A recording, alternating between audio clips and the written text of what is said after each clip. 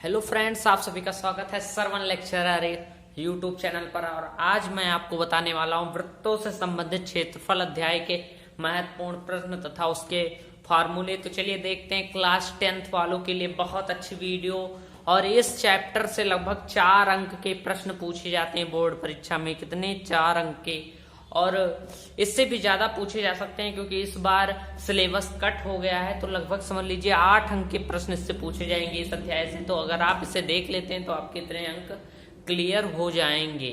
तो चलिए, class 10th math पाठ 9 है जिसका नाम है वृत्त से संबंधित क्षेत्रफल। इसका 3 पार्ट आएगा, इसलिए आप जान लीजिए इसका 3 पार्ट आने वाला है। ये पहला पार्ट है, पार्ट 1। तो पहले पार्ट 1 में हम जानेंगे इसके महत्वपूर्ण फार्मूले और कुछ महत्वपूर्ण प्रश्न वृत्तों से संबंधित क्षेत्रफल। या गणित की दृष्टि से बहुत महत्वपूर्ण प्रश्न है और इसे आपको आगे वाली कक्षा में भी पढ़ना है, इसलिए इसे जरा ध्यान से पढ़िएगा। इसके सवाल थोड़ा ट्रिपिकल होते हैं लेकिन आप आसानी से लगा सकते हैं मिलिंद मिश्रा के साथ सरवन लेक्चरर यूट्यूब चैनल पर। ये सरवन लेक्चरर यूट्यूब चैनल को आप लाइक कीजिए, सब्सक्राइब कीजिए तथा अपने दोस्तों में शेयर कीजिए और मिलिंद मिश्रा से गणित पढ़ने का आनंद लीजिए। तो चलिए देखते हैं इसके महत्वपूर्ण फार्मूले क्या हैं। जैसा कि आपके सामने हेडिंग दिखाई दे रही है कि most important formulas in this chapter, यानी इस अध्याय के महत्वपूर्ण सूत्र। तो चलिए, पहला सूत्र आपके सामने आ गया है कि वृत्त का व्यास क्या होता है। तो वृत्त का व्यास 2r होता है। आर माने क्या होता है? तो आर माने होती है क्या? त्रिज्या। आर किसे कहते हैं? त्रिज्या को क्या कहते हैं? आर कहते हैं। जहां आर वृत्त की क्या है? त्रिज्या है। ये देखिए आपके सामने लिखा भी है, मैंने लिख लिया है पहले से, आप इसका स्क्रीनशॉट भी ले सकते हैं। चलिए आगे देखते हैं वृत्त की परिधि। तो वृत्त की परिधि क्या होती है? 2πr। वृत्त की परिधि क्या होती है? 2πr। कई लोगों को अजीब लग रहा होगा, वैसे तो आप इन प्रश्नों को कक्षा 8 से हल करते आ रहे हैं। 9th में भी आपने हल किया होगा। क्लास 8 से इस तरह के प्रश्नों को आप हल करते आए हैं और क्लास 9th में भी आपने हल किया होगा पाई वाले कुछ सवाल। आप जानते होंगे पाई का मान, लेकिन कई लोग नए होंगे, नहीं जानते होंगे, तो अभी बता देता हूँ पाई का मान कितना होता है। और इस बार के जो प्रश्न है वो थोड़ा कठिन रहेंगे पिछली बार के प्रश्नों से, यानी कि जिस तरह आपने कक्षा 9 में पढ़ा है उस तरह के प्रश्न इसमें नहीं है। वृत्त से संबंधित क्षेत्रफल में इसमें थोड़ा और आगे के प्रश्न हैं। चलिए देखते हैं पाई का मान क्या होता है। तो पाई का मान 3.14 या 22/7 होता है। क्या होता है? 22/7 होता है, या 22/7 होता है। जब इसे हम हल करेंगे 3.14 से आगे भी बहुत संख्याएं आएंगी, लेकिन माना जाता है 2 दशमलव स्थान तक। चलिए और देखते हैं और फार्मूला क्या है कि वृत्त का क्षेत्रफल आपने पढ़ा होगा पिछली कक्षा में भी। तो चलिए, वृत्त का क्षेत्रफल क्या होता है? πr²। पाई का मान 22/7 या 3.14। और ये भी ध्यान रखिए, जब तक पाई का मान 3.14 सवाल में दिया ना हो तब तक इसे नहीं रखना चाहिए। अक्सर यही रखा जाता है 22/7, 22/7। चलिए नेक्स्ट फार्मूला है कि वृत्ताकार वलय का क्षेत्रफल क्या होता है। यदि वलय का क्षेत्रफल आ गया, इन सबके सवाल आपको आगे मिलेंगे, लगाऊंगा मैं, हल करवाऊंगा, इसलिए पहले फार्मूला जानना बहुत जरूरी है, क्योंकि जब तक आप फार्मूला नहीं जानेंगे आप सवालों को हल ही नहीं कर पाएंगे। तो चलिए देखते हैं वृत्ताकार वलय का क्षेत्रफल क्या होता है। तो वृत्ताकार वलय का क्षेत्रफल क्या होता है? पाई ब्रैकेट के अंदर r1 का होल स्क्वायर। इसमें 2 त्रिज्याएं दी होती हैं, एक होती है प्रथम त्रिज्या, एक दूसरी त्रिज्या, या एक होती है बाह्य त्रिज्या, एक होती है आंतरिक त्रिज्या। एक क्या होती है? बाह्य त्रिज्या, और एक होती है आंतरिक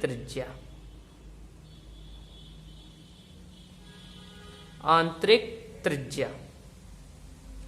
जिसमें r1 को मान सकते हैं आप बाह्य या आंतरिक, या r2 को।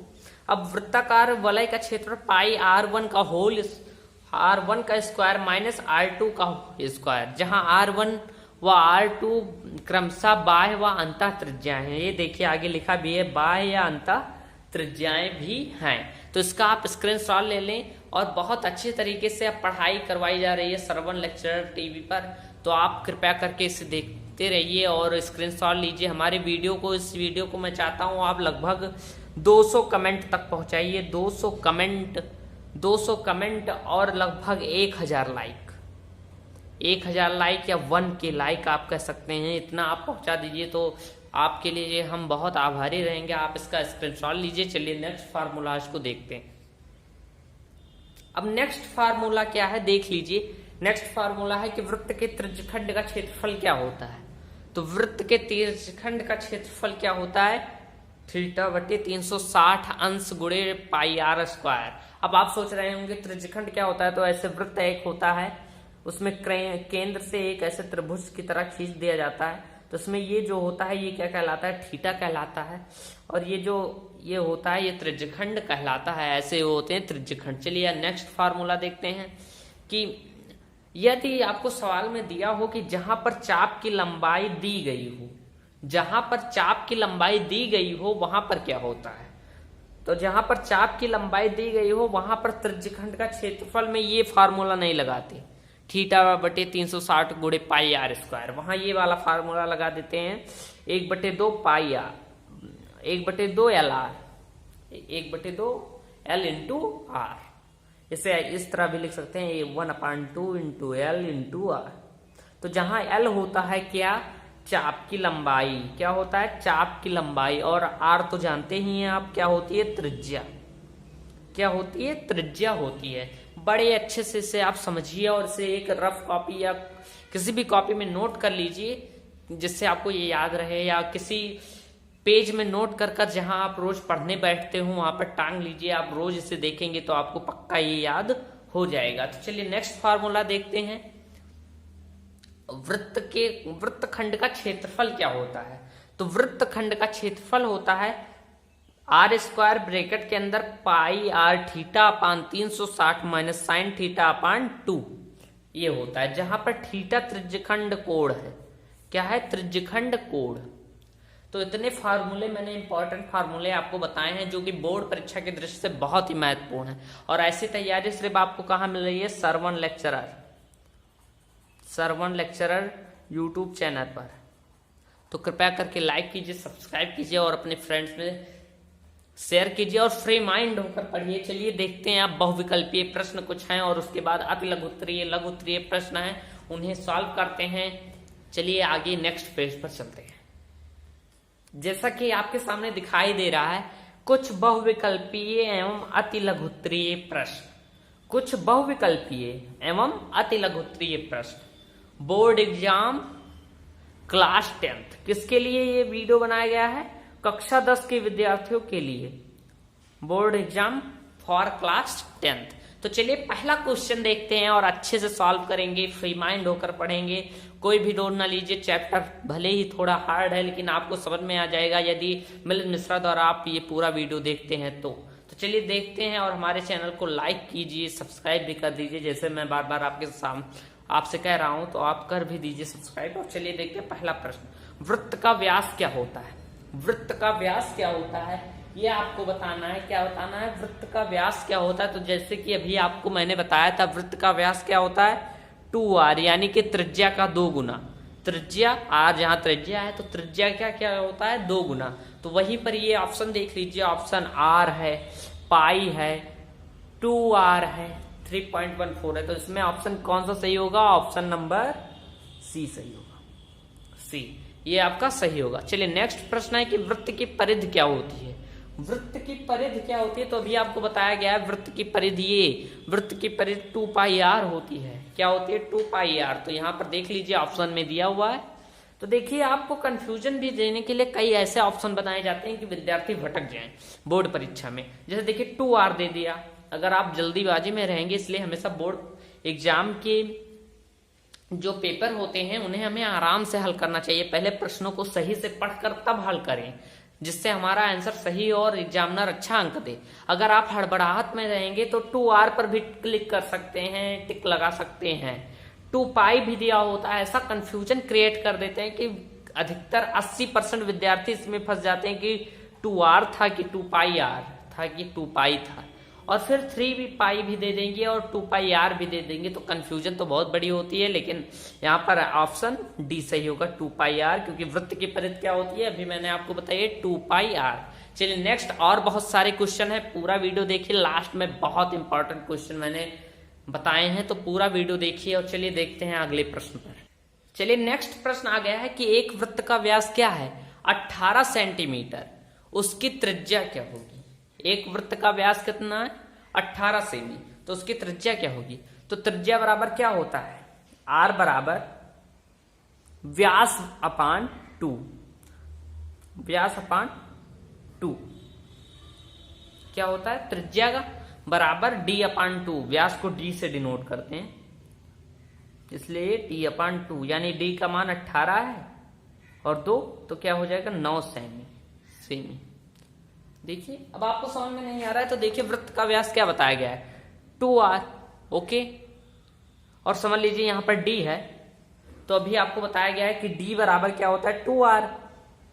क्या बताया गया है? d बराबर 2r, तो r बराबर क्या हो जाएगा? d upon 2 equal to r, यही तो होगा। तो r बराबर d अपान 2, इसलिए कंफ्यूजन ना होइए, इसका आंसर आएगा 9 सेंटीमीटर। और ऑप्शन में 18 सेंटीमीटर, 2 सेंटीमीटर, 36 सेंटीमीटर और 9 सेंटीमीटर है, तो इसी पर हम क्लिक कर देंगे। 9 सेंटीमीटर हमारा सही होगा, ऑप्शन डी हमारा सही होगा। अब चलिए नेक्स्ट प्रश्न पर चलते हैं कि एक वृत्त की त्रिज्या 5 सेंटीमीटर है, उसका व्यास कितना होगा? तो अभी आपने फार्मूला पढ़ा है डी बराबर, यानी व्यास बराबर क्या होता है? वृत्त का व्यास या डी बराबर क्या होता है? 2r, जहां r क्या होती है? त्रिज्या होती है। तो अगर व्यास ज्ञात करना है तो क्या करेंगे? त्रिज्या 5 है तो 5 का 2 गुना कर देंगे। अभी आपको बताया है कि त्रिज्या व्यास की 2 गुनी होती है, तो d बराबर 2 इंटू r की जगह 5 रख देंगे और यहाँ पर 10 सेमी आएगा, और ऑप्शन नंबर बी आपका सही होगा, यही ऑप्शन आपका सही होगा। तो ये महत्वपूर्ण प्रश्न है, बहुत इंपॉर्टेंट है, ऐसे ही मैं आपको सॉल्व कराऊंगा। और चलिए देखते हैं नेक्स्ट लघु उत्तरीय प्रश्नों पर चलते हैं। बहुत इंपॉर्टेंट प्रश्न आगे हैं, इसलिए वीडियो को लास्ट तक देखिए, जैसे कि मैं बार बार कह रहा हूं आपसे। चलिए नेक्स्ट प्रश्न पर चलते हैं। देखिए अगला प्रश्न आपके सामने आ गया है, देख लीजिए स्क्रीन पर कि दो वृत्तों की परिधियों में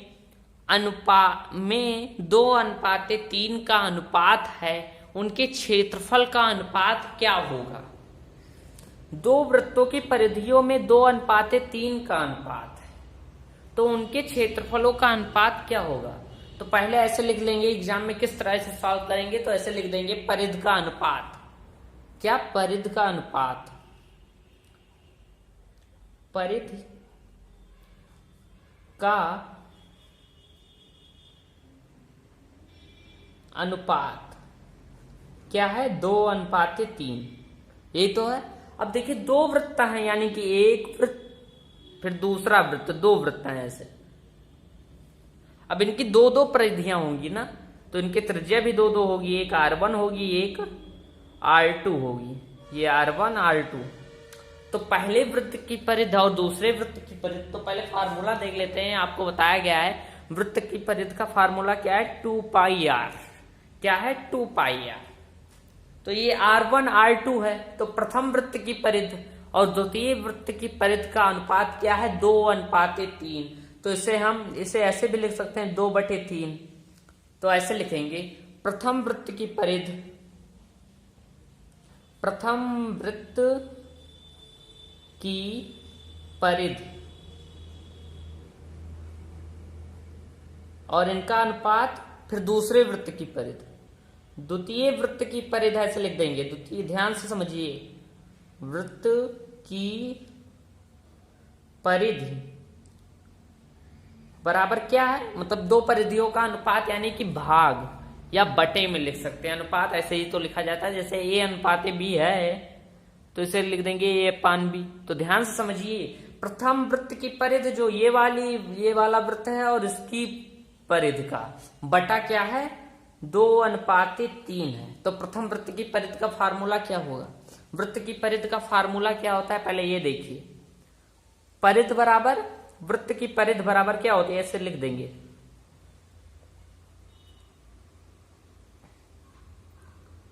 परिधि बराबर क्या होती है? 2πr। 2πr। अब चूंकि यहां पर दो त्रिज्याएं हैं, तो एक r1 है, एक r2 है, तो प्रथम वृत्त की परिधि क्या हो जाएगी? 2πr1 और द्वितीय वृत्त की परिधि हो जाएगी 2πr2। ये पहला वाला और ये दूसरा वाला, ध्यान से समझिए। और इसका मान क्या आ जाएगा? 2/3। अब देखिए यहां पर 2π से कट रहा है, कट रहा है ना, यहाँ भी 2 पाई है, यहाँ भी 2 पाई है, कट गया। यानी कि R1/R2 का मान क्या आया है? R1/R2 का मान 2/3। अब प्रश्न एक बार फिर से पढ़िए कि दो वृत्तों की परिधियों में 2:3 का अनुपात है, उनके क्षेत्रफल का अनुपात ज्ञात करना है। तो वृत्त का क्षेत्रफल क्या होता है ये पहले आप समझिए। तो अभी आपको मैंने बताया वृत्त का क्षेत्रफल πr² होता है। क्या होता है? πr²। तो दो वृत्त हैं, तो एक πr² 1 और एक πr² 2। तो दो वृत्तों की क्षेत्रफल का अनुपात क्या होगा? प्रथम वृत्त का क्षेत्रफल, यही तो बताना है, उनके क्षेत्रफलों का अनुपात क्या होगा। तो प्रथम वृत्त का क्षेत्रफल, वृत्त का क्षेत्रफल बटे द्वितीय वृत्त का क्षेत्रफल, द्वितीय वृत्त का क्षेत्रफल। तो इसे ध्यान से समझिए, कठिन सवाल है लेकिन एक बार आप घर पर इसे ट्राई कर लीजिएगा, आसानी से लग जाएगा। अब प्रथम वृत्त का क्षेत्रफल और द्वितीय वृत्त के क्षेत्रफल का अनुपात ज्ञात करना है। क्या ज्ञात करना है? अनुपात ज्ञात करना है। तो प्रथम वृत्त का क्षेत्रफल क्या होगा जानते हैं आप? प्रथम वृत्त का क्षेत्रफल, तो प्रथम वृत्त का क्षेत्रफल πr² 1 हो जाएगा। क्या हो जाएगा? πr² 1 अपान πr² 2, πr² 2। अब देखिए आप ऐसे लिख सकते हैं, यहां पर लिख लीजिएगा वृत्त का क्षेत्रफल बराबर, वृत्त का क्षेत्रफल बराबर क्या होता है? πr²। ओके, समझ में आया? πr²। अब देखिए यहां पर दो चीजें आपस में मिल रही हैं, ये तो R1 है, ये R2 है, लेकिन पाई मिल रहा है, पाई पाई कट जाएगा। अब R1 का होल स्क्वायर बटे R2 का होल स्क्वायर। अब देखिए R1/R2 का मान दिया हुआ है, यहां पर क्या दिया हुआ है? 2/3। तो R1 का मान आप रख दीजिए ऐसे बराबर लगाकर, R1 का मान 2 और इसका होल स्क्वायर है ना, तो 2 और R2 का 3 है। ये देखिए R2 का 3 है, R1 बराबर 2, R2 बराबर 3, तो 3 रख दीजिए और इसका स्क्वायर कर दीजिए। तो ये क्या होगा? 2 दूनी 4 हो जाएगा और ये 9 हो जाएगा। 3 त्रिक 9, 4/9। यानी कि इनका अनुपात क्या होगा? 4:9। यानी कि वृत्त के क्षेत्रफलों का अनुपात क्या होगा? 4:9। ऐसे लिख देंगे। अतः वृत्त के क्षेत्रफल का अनुपात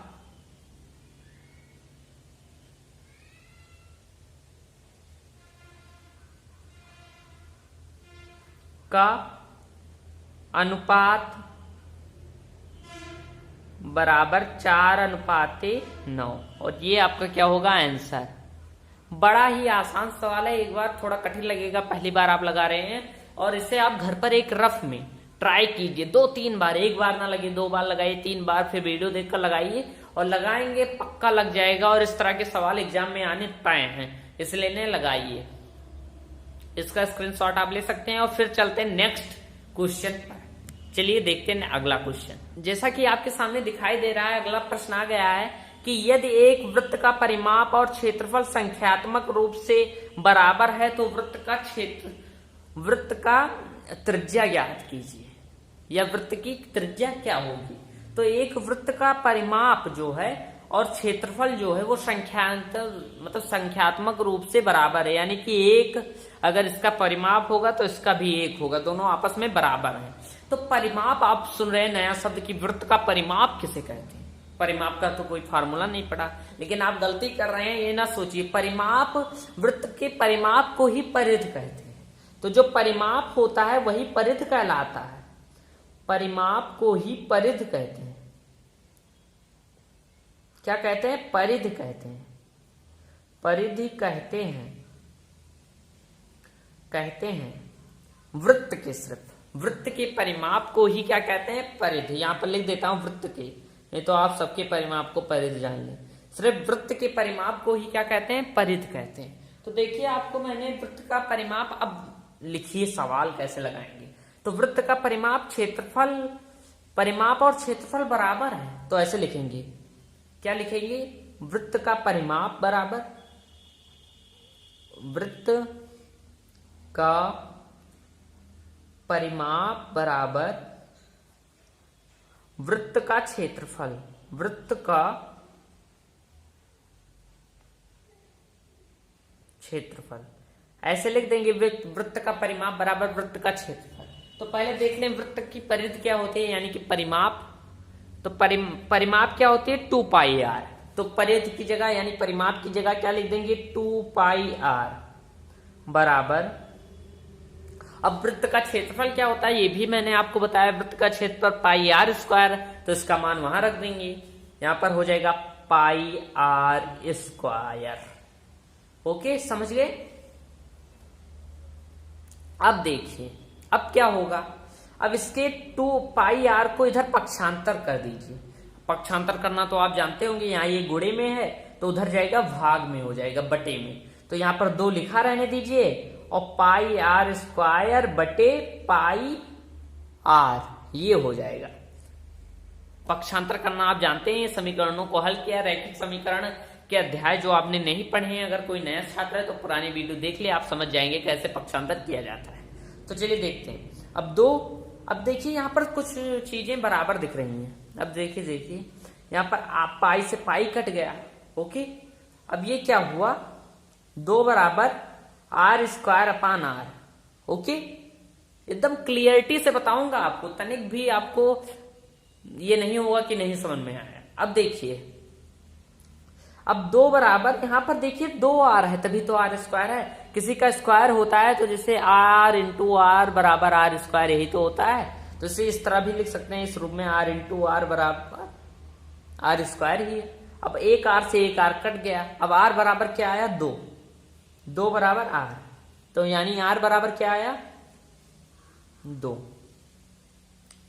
यही आपका क्या हो गया, आंसर हो गया। अब देखिए आप प्रश्न, ये आपका क्या हो गया, आंसर। अब देखिए आपको प्रश्न में यही तो ज्ञात करना था कि यदि एक वृत्त का परिमाप और क्षेत्रफल संख्यात्मक रूप से बराबर है तो वृत्त की त्रिज्या क्या होगी। तो वृत्त का परिमाप बराबर वृत्त का क्षेत्रफल लिखा और फिर ये सवालों को हल किया और क्या आया, r/2। और यही आपका आंसर होगा। आर का मतलब आप जानते हैं, आर मानी होती है त्रिज्या। तो ऐसे लिख देंगे, अतः वृत्त की त्रिज्या बराबर, अतः वृत्त की त्रिज्या बराबर 2। और मात्रक दिया नहीं इसलिए ऐसे लिख देंगे सेमी, और ये आपका आंसर आएगा। जो विद्यार्थी इसका स्क्रीनशॉट लेना चाहते हैं तो ले लीजिए, ये प्रश्न है और ये इसके आंसर है, हल।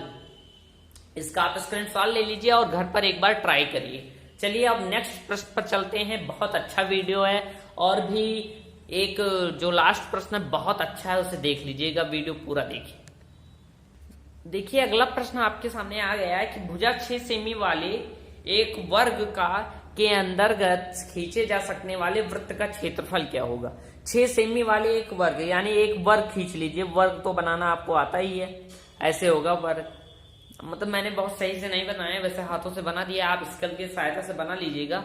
और इसमें एक वृत्त खींचा जाएगा, वृत्त ऐसे गोल होता है, ऐसे खींच दिया जाएगा, ऐसे समझ लीजिए। वृत्त बहुत अच्छा नहीं बना है। अब इसकी प्रत्येक भुजा की लंबाई कितनी है, 6 सेमी। 6 सेमी सारी, मतलब क्योंकि इसकी सारी भुजाएं समान होती हैं तो 6 ही सेमी होगी। अब देखिए जो वृत्त का व्यास होगा, यहां पर देखिए ये व्यास है ना। अब देखिए ये जो व्यास है ये इस भुजा के बराबर दिख रहा है, आपको दिख रहा है ना। ये जो व्यास है ये इसके बराबर दिख रहा है। तो यानी हम लिखेंगे पहली शर्त कि वृत्त का व्यास बराबर वर्ग की भुजा, या वर्ग की भुजा बराबर वृत्त का व्यास। ऐसे लिखिए, वर्ग की भुजा बराबर क्या होगा, वृत्त का व्यास।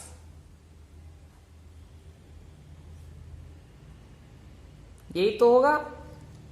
अब वर्ग की भुजा कितनी है, 6 सेंटीमीटर यहां पर लिखी हुई है। ये देखिए भुजा 6 सेमी वाले, तो ये 6 सेमी हो गया। और व्यास क्या होता है, डी से डिनोट करते हैं इसे, ब्रैकेट में व्यास भी लिख दीजिए। यानी व्यास बराबर क्या होगा, 6 सेमी, डी बराबर 6 सेंटीमीटर। अब त्रिज्या आपको ज्ञात करनी है। त्रिज्या कैसे ज्ञात करेंगे, तो आप जानते होंगे त्रिज्या बराबर D/2। त्रिज्या r बराबर व्यास d/2, यही तो होता है। त्रिज्या r बराबर व्यास d/2। ओके, अब r ऐसे ही रहने दीजिए और व्यास जो है, व्यास की जगह पर ये व्यास का मान रख दीजिए 6 सेमी बटे 2, यानी r बराबर क्या आया 3 सेंटीमीटर। 2 3 6, 2 1 9 2 3 6। अब आपको कह रहा है क्या वृत्त का क्षेत्रफल क्या होगा। वृत्त का क्षेत्रफल तो आपको अभी बताया है, वृत्त के क्षेत्रफल का सूत्र क्या होता है। वृत्त का क्षेत्रफल, वृत्त का क्षेत्रफल बराबर पाई r स्क्वायर। तो यहीं पर लिख देंगे आप वृत्त का क्षेत्रफल। वृत्त का क्षेत्रफल बराबर वृत्त का क्षेत्रफल बराबर पाई r स्क्वायर। अब पाई का मान ना रखिए, कोई जरूरत नहीं है, रख भी सकते हैं ना भी रख सकते हैं, मैं नहीं रख रहा हूं। अब चलिए r की जगह 3 का मान रख दीजिए और 3 का स्क्वायर कर दीजिए, तो पाई अपान 3 त्रिका 9। ये क्या आया इसका आंसर 9 पाई। और यहां पर आप घर पर पाई का मान 22/7 कर इसका और भी मान निकाल सकते हैं। अतः वृत्त का क्षेत्रफल क्या होगा 9 पाई। जैसा कि सवाल में बता रहा है, यही क्या होगा वृत्त का क्षेत्रफल, और ये आपका आंसर आ गया। और आज के लिए इतना ही, नहीं तो वीडियो बहुत लॉन्ग हो जाएगा तो बोरिंग फील होगा, इसलिए 7 प्रश्न आज मैंने आपको हल कराए हैं। बहुत इंपॉर्टेंट प्रश्न है, इसे घर पर जरूर हल कीजिए। और यदि आपको मेरा ये वीडियो पसंद आए तो लाइक कीजिए, सब्सक्राइब कीजिए तथा अपने दोस्तों में शेयर कीजिए। और फिर मिलेंगे अपने नेक्स्ट वीडियो के साथ, तब तक के लिए धन्यवाद। Take care.